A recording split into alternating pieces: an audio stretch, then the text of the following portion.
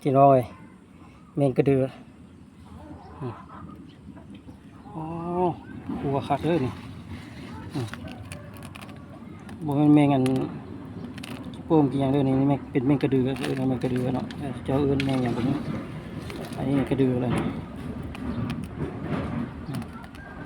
คือแมงขี้ควายแหละคล้ายคือแมงขี้ควายแต่บ่แม่นจะกินพวกกินแซ่บได้นี่ยาวนี่หลายอย่างนี่มันมักตอมอยู่ในประเภทกินเหม็นประเภทสัตว์ตายซากประเภทงูเนาะประเภทงูขั่วแมงกระเดือกินแล้วกระเดือคือแมงกระเดืออันนี้แมงกระเดือครับคำว่ากระเดือแล้วเป็นอย่างหัวผมหมายคำว่ากระเดือ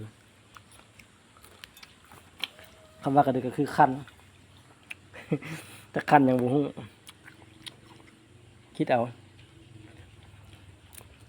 สักนี้แหละ